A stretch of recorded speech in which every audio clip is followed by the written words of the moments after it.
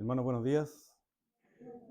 Saludarlos a todos, no los alcancé a saludar delante, porque hay que reconocer que llegué un poquito tarde. Tuve un pequeño percance, pero bueno, Dios nos colaboró y estamos acá. Como siempre, hacemos el cambio de lentes y nos acercamos al texto del día de hoy. Hemos venido trabajando durante varias semanas, ¿cierto? Ya lo que es la primera carta de Juan, y ahora ya estamos en el capítulo 4, y a nosotros nos corresponde los versículos 4. Primero Juan, versículo 4, del 4 al 6. Y vamos a hacer un pequeño contexto de lo que es esta carta antes de entrar de lleno en cada uno de estos versículos, ¿no? Entonces, antes de sumergirnos en el pasaje de estos versículos, primera de Juan 4, versículos 4 al 6, es importante o fundamental entender el contexto en que se fue escrita esta carta primera de Juan. La epístola de Juan es una carta pastoral dirigida a una comunidad cristiana que enfrentaba serios desafíos. Por un lado tenía la influencia de los anticristos, que lo vimos en 1 de Juan 2, 18 y 19, y también 1 de Juan 2, versículo 22. Y además falsos maestros que negaban la encarnación de Cristo, es decir, que Jesús no había venido en carne a la tierra. Estos maestros a menudo se asociaban a los inicios del gnosticismo o a un gnosticismo incipiente y promovían una visión dualista de lo material. Ellos hablaban de lo material era malo y lo espiritual era bueno. Entonces, bajo esa lógica, para ellos era inconcebible que el Hijo de Dios, que era puro, que era santo, hubiera venido a la tierra en un cuerpo físico. Por otro lado, la comunidad también lidiaba con una división interna y la falta de amor fraternal. Entonces, el apóstol Juan, el autor de esta epístola, busca reafirmar en los creyentes la verdad del Evangelio, fortalecer su fe y animarlos a vivir en una comunión con Dios y una comunión entre los creyentes. Este pasaje primera de Juan, que veremos el día de hoy, se sitúa dentro de esta lucha, y lo vamos a ver después de la exhortación que se hizo la semana pasada, ¿cierto? Para discernir de los espíritus y diferenciar entre la verdad y el error. Entonces, dicho eso, comenzamos con el primer versículo que dice: hijitos, vosotros sois de Dios y lo habéis vencido, porque mayor es el que está en vosotros que el que está en el mundo. Esta afirmación es central de este versículo y es un pilar para la confianza del cristiano. Juan se dirige a los creyentes con el término cariñoso hijitos, reafirmando la relación de relación filial con Dios. Y la primera frase dice: vosotros sois de Dios, dice. Y esta frase es una declaración de la identidad del creyente.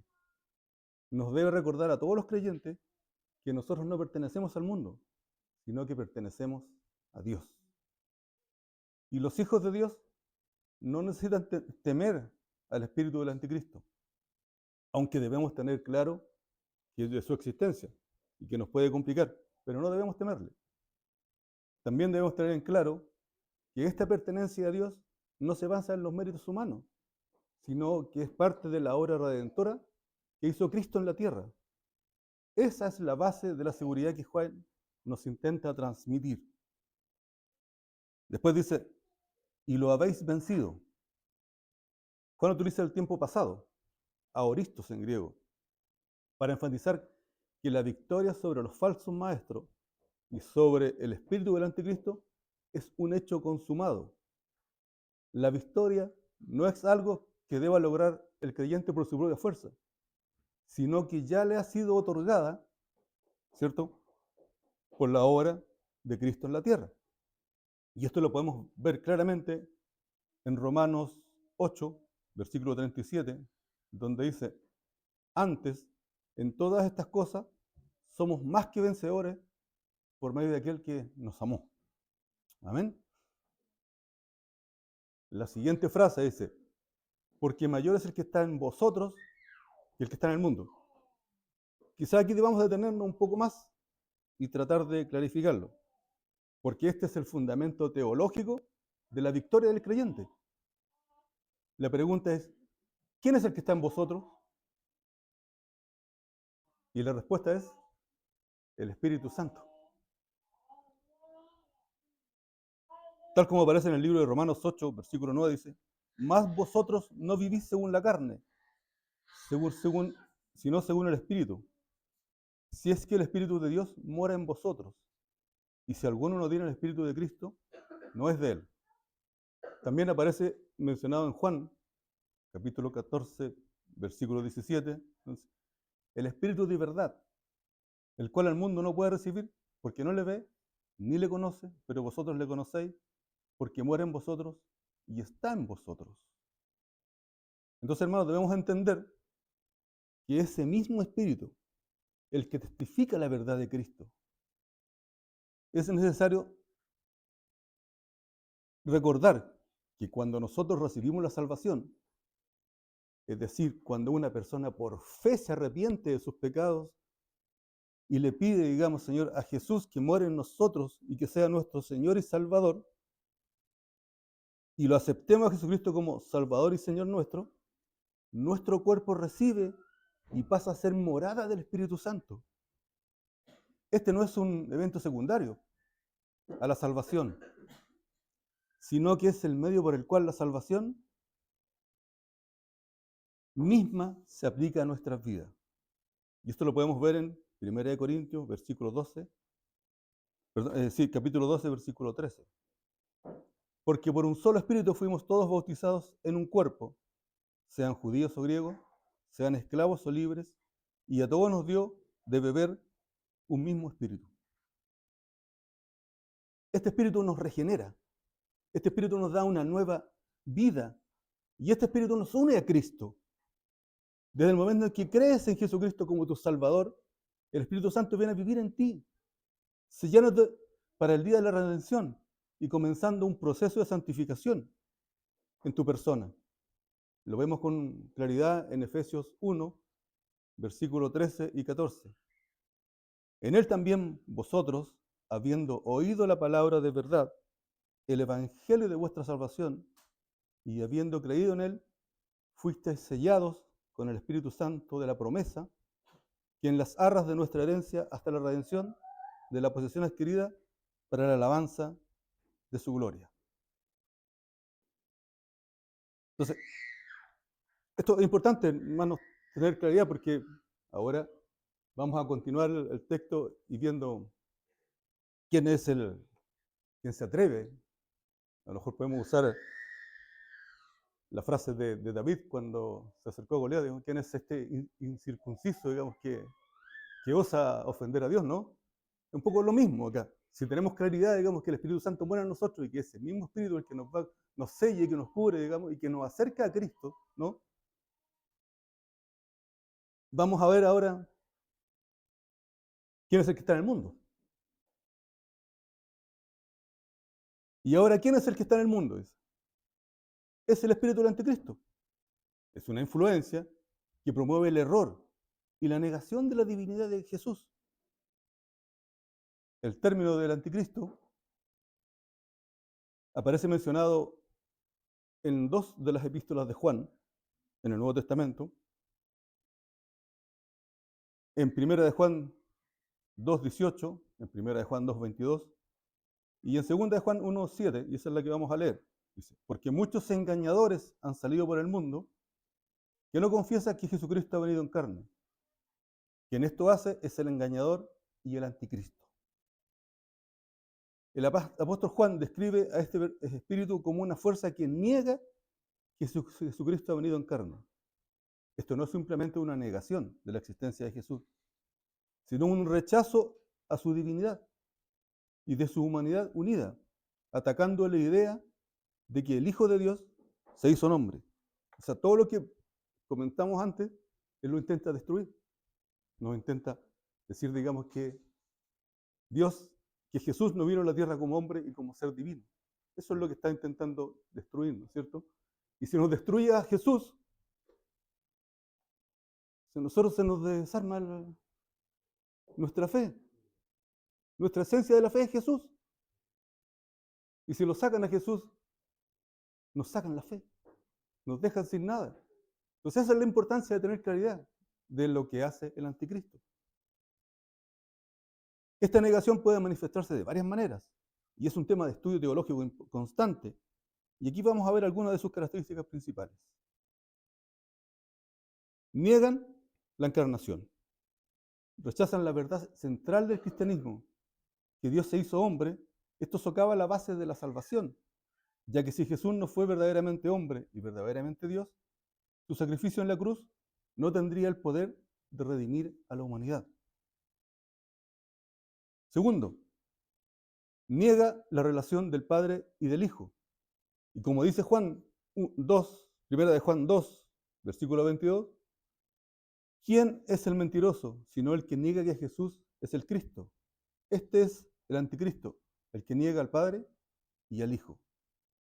El espíritu del anticristo busca dividir la relación entre Dios Padre y Dios Hijo, negando la divinidad o la deidad de Cristo. Tercero, la presencia en el mundo. A diferencia de algunas figuras, de la figura futura del anticristo, el espíritu ya está activo, el espíritu del anticristo ya está en la tierra. Y es una fuerza espiritual que lo influye en las personas, creando doctrinas falsas y creando movimientos que se oponen a la verdad de Cristo. La afirmación entonces de Juan es clara. El poder del Espíritu de Dios en el creyente supera con creces el poder del engaño y el error que opera en el mundo. Y esa es la fuente de la fortaleza y la capacidad del creyente para discernir. Recordemos que desde el principio de esta carta, Juan menciona la idea del mundo y su amenaza para la vida cristiana. Primera de Juan 2, versículos 15 al 17, dice, no améis al mundo, ni las cosas que están en el mundo. Si alguno ama al mundo, el amor del Padre no está en él. Porque todo lo que hay en el mundo, los deseos de la carne, los deseos de los ojos y la vanagloria de la vida, no provienen del Padre, sino del mundo. Y el mundo pasa y sus deseos, pero el que hace la voluntad de Dios permanece para siempre. Aquí Juan nos presenta al mundo que no conoce que no es decir la tierra redonda y lo que nosotros conocemos como la masa de la tierra y a la humanidad completa, sino que es esta parte que quiere distanciarnos de Dios. Es la comunidad de la comunidad pecadora que está en una unidad y está en una rebelión contra Dios. Ese es el mundo que nos plantea Juan. Aquí Juan sugiere que es una fuerza de oscuridad espiritual que guía e influye en el mundo y que también de alguna forma puede afectarnos a nosotros y llevarnos en una corriente como creyentes y nos quiebra la base fundamental que es creer en Jesús, ¿cierto? Como nuestro Señor y Salvador. Luego en Juan, 1 Juan 4, versículo 5, dice, ellos son del mundo, por eso hablan de parte del mundo, y el mundo los oye. En este versículo, Juan establece una clara antítesis entre los falsos maestros y los creyentes. Dice, ellos son del mundo. Esta es una aclaración de identidad de los anticristos, a diferencia de los creyentes, que son de Dios. Ellos pertenecen al mundo y están bajo su influencia. Esto implica que su mensaje es pernicioso. Santiago, capítulo 4, versículos 4 y 5, dice, oh almas adúlteras, ¿no sabéis que la amistad del mundo es enemistad contra Dios? Cualquiera pues que quiera ser amigo del mundo se constituye en enemigo de Dios. ¿O pensáis que las Escrituras dicen en vano, el Espíritu que Él ha hecho morar en nosotros nos anhela celosamente? Luego dice, por eso hablan de parte del mundo. Su mensaje es un reflejo de su origen. Los falsos maestros no hablan desde la revelación divina, sino desde sus sabidurías mundanas y de los valores del mundo. Sus enseñanzas no se basan en la verdad del Evangelio, sino en filosofías humanas y doctrinas engañosas. Quizás podamos usar el texto de Mateo 12, versículo 34, que dice, de la abundancia del corazón habla la boca. O sea, ellos están lejos del Evangelio y hablan, podemos decir, cosas mundanas, hablan de filosofía, de creencias y elementos que están muy distantes del Evangelio de Cristo. Amén.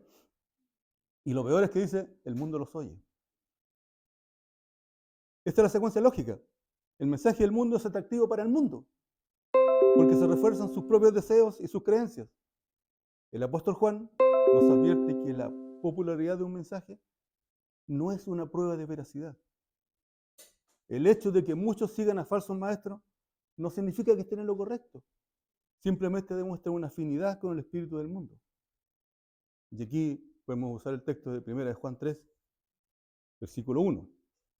Mirad cuál amor nos ha dado el Padre para que seamos llamados hijos de Dios. Por esto el mundo no nos conoce, porque no le conoció a Él. Versículo 1 de Juan 4, versículo 6. Nosotros somos de Dios. El que conoce a Dios nos oye.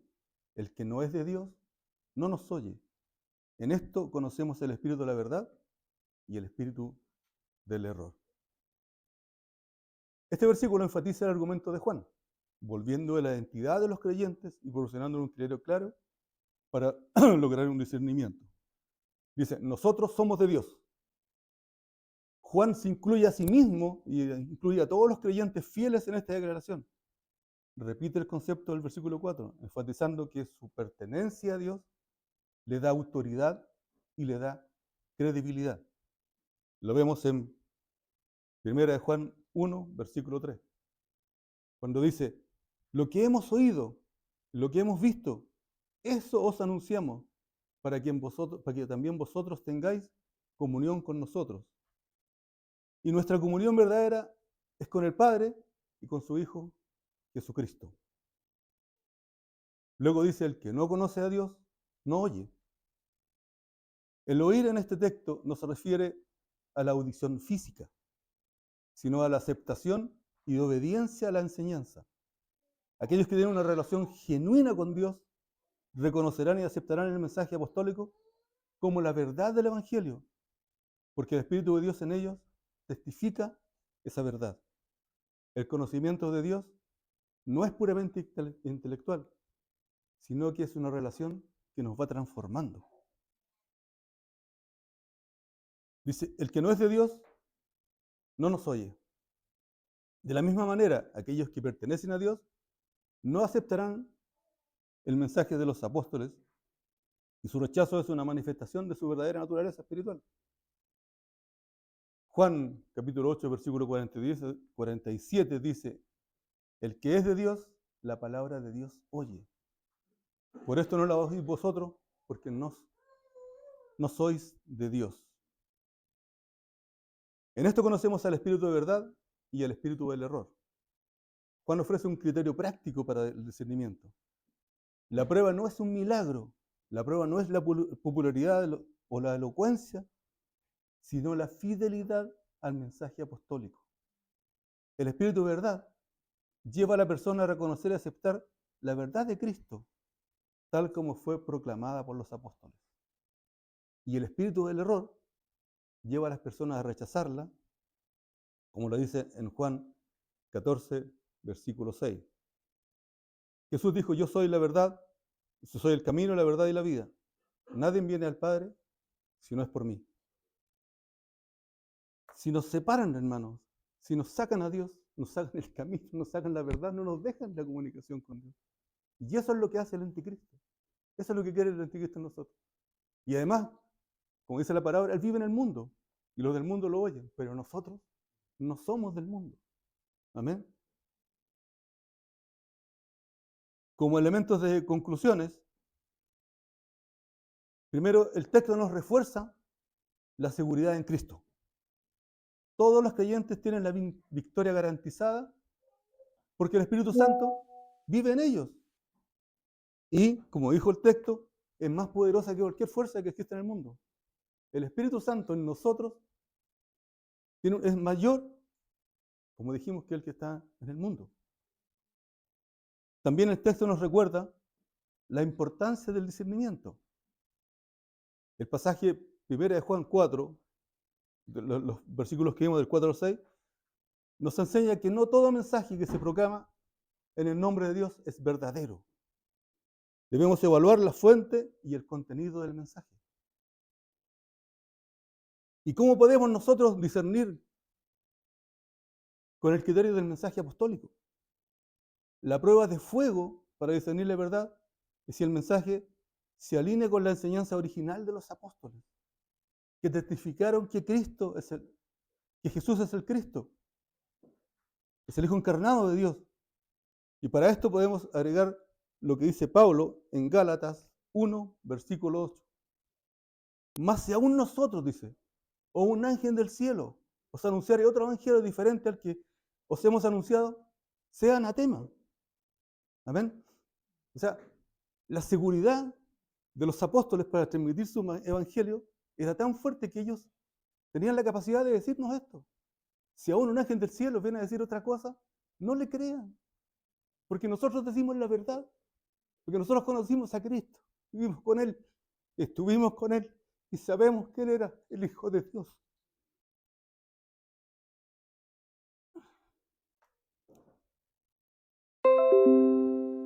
La identidad define el mensaje. El pasaje muestra que la identidad espiritual de una persona, si es de Dios o si es del mundo, determina el tipo de mensaje que va a aceptar. Efesios 4, versículo 13 dice, hasta que todos lleguemos a una unidad de la fe y del conocimiento del Hijo de Dios, a un varón perfecto, a la medida de la estatura de la plenitud de Cristo.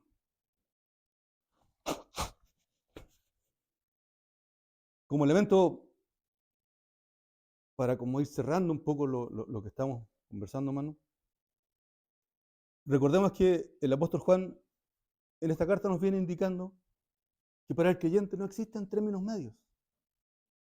Nos dice que no hay neutralidad en la fe.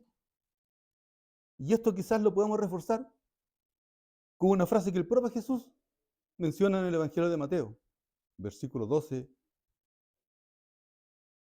capítulo 12, versículo 30. Dice, el que no está conmigo, dice, está contra mí. Y el que no recoge conmigo, desparrama. Amén. Eso es lo que el día de hoy queríamos comentarle, hermano. Entender que si nosotros tenemos a Cristo en nuestro cuerpo, nada, ninguna fuerza del mundo nos va a hacer cambiar la creencia en Él. Nada de lo que está en el mundo o de los que nos ofrezca el mundo es mejor que los que nos ofrece Jesús. Amén. Y por eso que cuando lo empezamos a conocer, ya la muerte no es un tema complicado para nosotros. Cuando lo empezamos a conocer, la voluntad de Él es más importante que la nuestra. Cuando lo empezamos a conocer, queremos acercarnos a Él, conocer su rostro y, como dice la palabra, ver calles de oro y calles de plata y verlo a Él, ver la imagen de Él. O sea, nos transformamos de persona o de ser humano con identidad a ser un siervo de Él. Eso es lo que nos pide. Y ser un siervo fiel. Tener fidelidad sobre Él. Eso es lo que el día de hoy quería comentarles, hermanos. Y para concluir, podemos orar, hermano. Padre, tú eres santo, Padre. Tú eres justo. Tú eres eterno, Padre de los cielos. Y a ti, Padre, te damos la honra y la gloria. Y te damos gracias, Padre, porque el día de hoy nos has permitido compartir tu palabra, mi Señor. Hablar de ti, mi Rey. Reconocer que en este mundo hay anticristos, padres, que quieren desvirtuar tu evangelio. Pero ayúdanos, mi Señor, a ser fuertes, mi Señor, y a seguir creyendo en ti. Como esos apóstoles, Padre amado, que dieron la vida, Padre, por ti, Padre. Que murieron, mi Señor, diciendo que tú eres el santo, que eres el Hijo verdadero, mi Señor, el Dios encarnado, Padre de los cielos. Y debemos fortalecerlos en ello, Padre. Ayúdanos, mi Señor, a ser fiel en tu palabra, a ser fiel en tu comunidad, a mantenernos junto a ti, Padre de los cielos. Apártanos, mi Señor, aléjanos, mi Señor, de los anticristos. Aléjanos, Padre, del cariño del mundo, porque no es bueno, Padre amado, para nosotros. Y manténnos fiel, mi Señor. Te lo pedimos, Padre amado, en el bendito nombre de tu Hijo Jesús. Amén.